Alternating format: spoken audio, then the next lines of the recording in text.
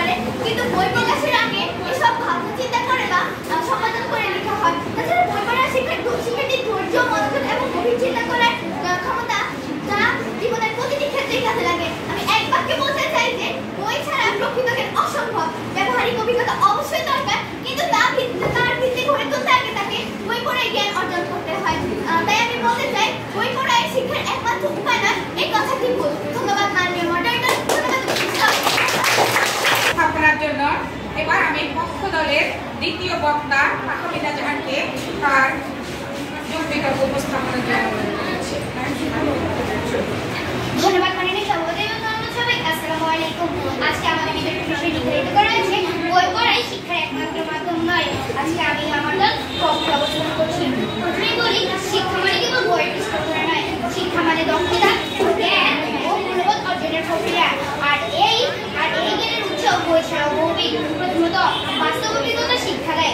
একজন কৃষক যখন মাঠে ফসল ফলায় তখন কি তিনি কৃষি বিষয় পড়ে মাঠে ফসল ফলায় না?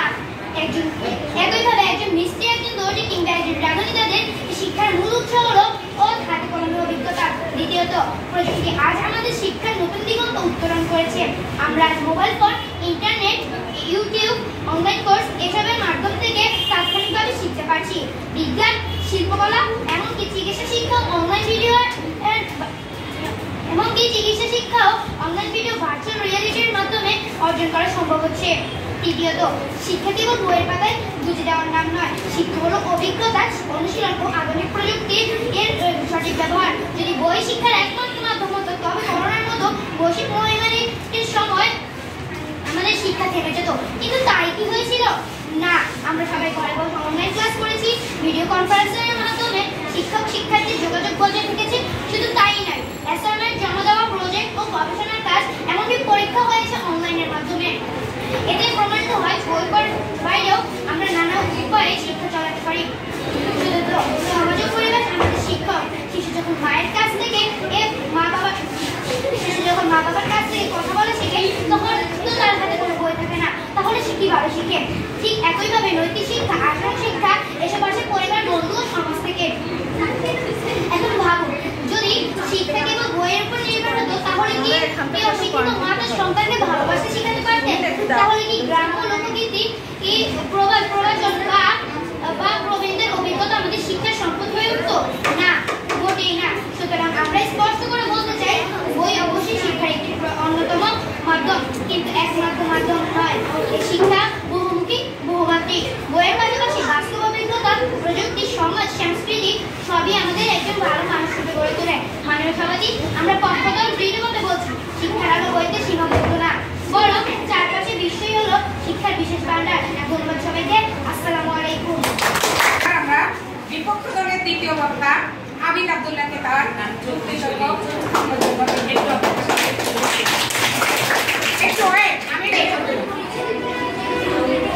সভাপতি এবং সবাইকে আজকে আমাদের বিতর্কের বিষয় হচ্ছে বই পড়া শিক্ষার একমাত্র মাধ্যম।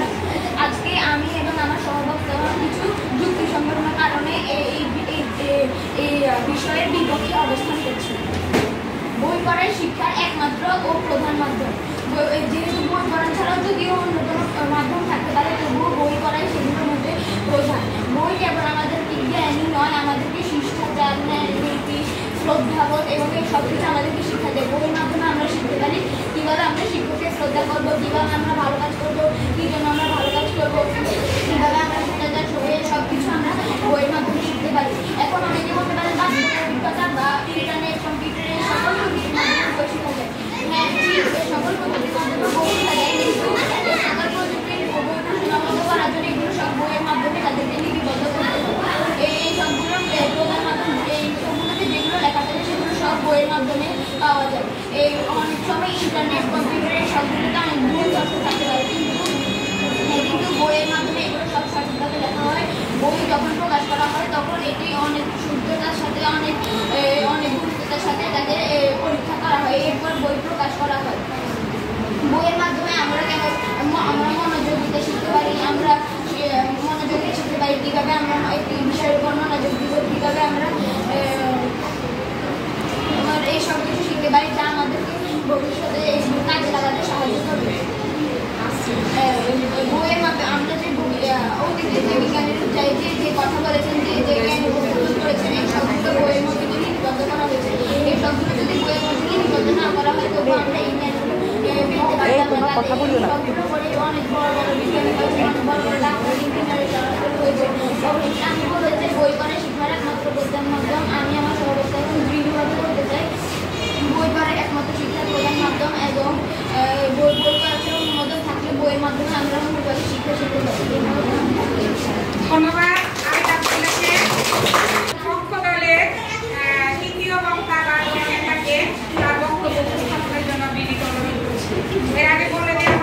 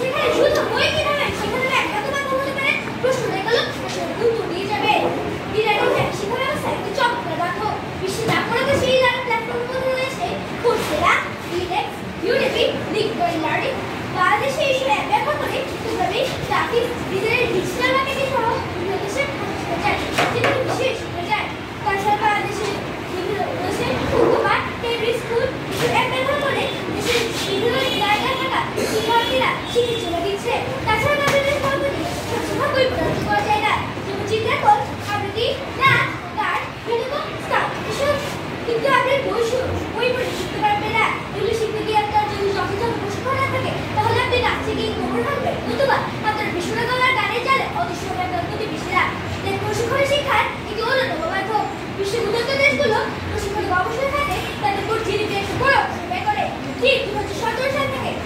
2030 সাল পর্যন্ত বিজ্ঞান রসায়ন প্রকৌশল কম্পিউটার বিজ্ঞান গণিতে গবেষণা প্রশিক্ষণ ব্যয় করে 2.2 ট্রিলিয়ন US ডলারে 34 কোটি ডলার 2023 সালে ব্যয় করে 10.81 মিলিয়ন ডলার জাপান 2023 সালে গবেষণা ব্যয় করে 22.5 বিলিয়ন ইয়েন জাপানের জিডিপি 3.2%।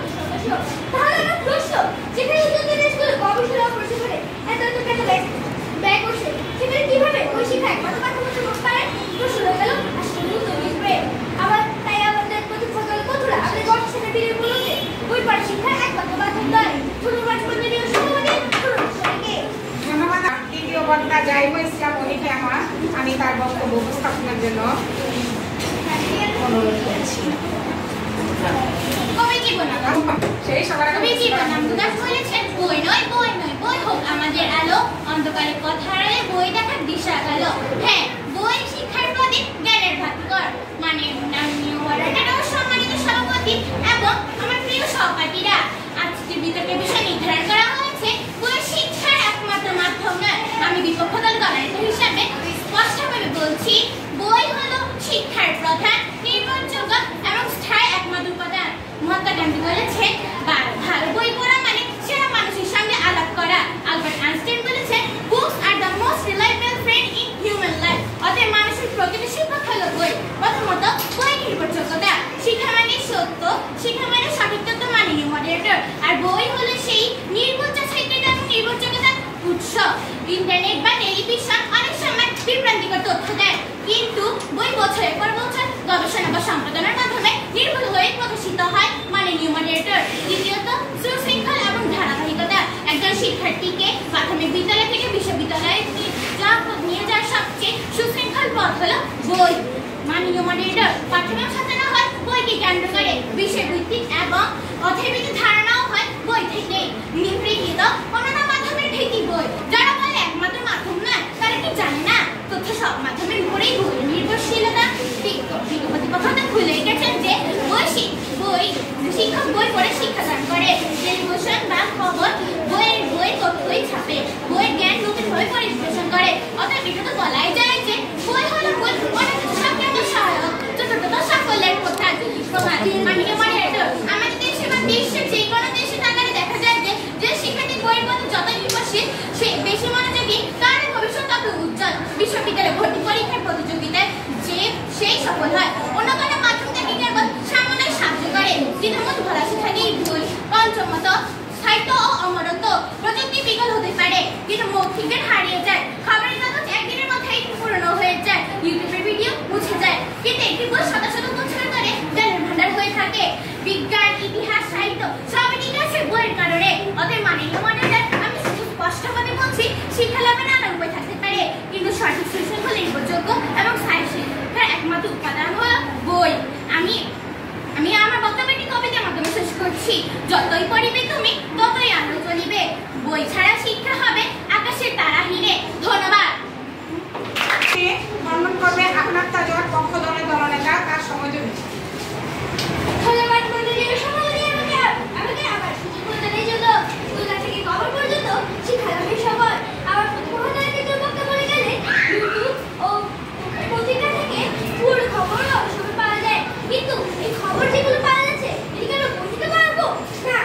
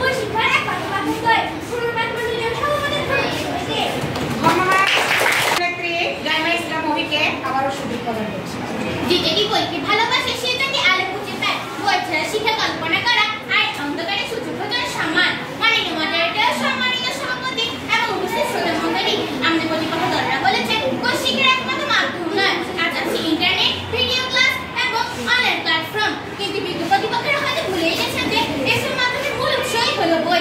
ইন্টারনেট যে কন্টেন্ট আছে, ইউটিউবে যে ভিডিও আছে, অনলাইনে যে লাইব্রেরি, সবকিছুর মূল ভিত্তি হলো বই। অতএব ইন্টারনেটে বইয়ের বিকল্প না, বরং বইয়ের পরিপূরক। আমেরিকার ফ্রান্সিস বেকন বলেছেন যে reading makes a full man. বিশ্বকবি রবীন্দ্রনাথ ঠাকুর বলেছেন যে বই পড়া মানে জগৎকে দেখা। এছাড়া বিখ্যাত বিজ্ঞানী আলবার্ট আইনস্টাইন বলেছেন the only thing that you absolutely have to know is the location for the library. The library. মাননীয় মডারেটর, এই উক্তিগুলো একটাই প্রমাণ করে যে পৃথিবীর বিখ্যাত জ্ঞানী মানুষরাও বইকে শিক্ষার আসল মাধ্যম হিসেবে স্বীকার করে গেছেন। মাননীয় মডারেটর, প্রতিপক্ষ বন্ধুরা বলেছে অভিজ্ঞতা বড় শিক্ষক। তবে তারা হয়তো এটা ভেবে দেখেনি যে অভিজ্ঞতা ক্ষণস্থায়ী, কিন্তু বই সেই অভিজ্ঞতাকে স্থায়ী থেকে স্থায়ী প্রজন্মে পৌঁছে দেয়। অভিজ্ঞতা শিক্ষা দেয় ব্যক্তিকে, কিন্তু বই শিক্ষা দেয় সমগ্র জাতিকে। এছাড়া একবার ঢাকা বিশ্ববিদ্যালয়ে ভর্তি পরীক্ষামূলক পরীক্ষায় 3 লক্ষ শিক্ষার্থী অংশগ্রহণ করেছে, কিন্তু সেখানে সফল হয়েছে মাত্র 11,000 শিক্ষার্থী। এরা কারা? যারা দিনরাত বই পড়ার প্রস্তুতি নিয়েছে। তারা এত হাজার হাজার শিক্ষার্থী বই পড়ার প্রস্তুতি নিয়েছে। তারা বিখ্যাত ঢাকা বিশ্ববিদ্যালয়ের মতো নাম করা একটি বিশ্ববিদ্যালয়ে পড়তে পেরেছে। কেউ শুধু ভিডিও দেখে বা ইন্টারনেটে ব্রাউজ করে চান্স পায় না। এটা স্পষ্টভাবে প্রমাণ বই শিক্ষার মূল মাধ্যম। ইতিহাস সাক্ষ্য দেয় যে প্রাচীন আনন্দ ও তক্ষণশীল বিশ্ববিদ্যালয়ের বিশাল গ্রন্থাগার লাভও করেছিল। হাজার শিক্ষার্থী সেই বই পড়ে বিশ্ববিদ্যালয়ে জ্ঞান অর্জন করেছিল। ইউরোপের রেনেসাঁস যুগ ধরে হয়েছিল ছাপাখানার মাধ্যমে বই প্রসার ঘটায়। বই তখন অন্ধকারের ছাওয়া ইউরোপকে আলোয় ফিরে এনেছিল। আমাদের মুক্তিযুদ্ধের ইতিহাস আজও জানি বইয়ের পৃষ্ঠায় লেখা সেই অমূল্য কাহিনী। অতএব বই শুধু জ্ঞান সংরক্ষণ করে না, বরং পরিবারের প্রজন্মের কাছে জ্ঞান আর আলো পৌঁছে দেয়। মাননীয় মডারেটর, যদি বই না থাকতো তবে আজকে বিজ্ঞান, চিকিৎসা, প্রযুক্তি কিছুই টিকে থাকতো না। সক্রেটিস জ্ঞান দিয়ে মৌখিকভাবে, কিন্তু আমাদের আত্মার শিক্ষা জানে কিভাবে? তার শিষ্যরা বই লিখে দিয়ে ছিল বলে ইউটিউব ভিডিও একদিনের মধ্যেই মুছে যায়, কিন্তু বই প্রজন্ম অমলিন থাকবে। মাননীয় মডারেটর, সভ্যতার বিজ্ঞান একমাত্র নির্ভরযোগ্য। প্রযুক্তি গুরু বা শিক্ষার বই একমাত্র সহায়ক। পরিশেষে আমি একটাই কথা বলতে চাই যে বিপক্ষদলরা যে বই বিরোধিতা করছে তারা কি বই পড়ে শিক্ষা গ্রহণ করে না? ধন্যবাদ মাননীয় মডারেটর, ধন্যবাদ সকলকে।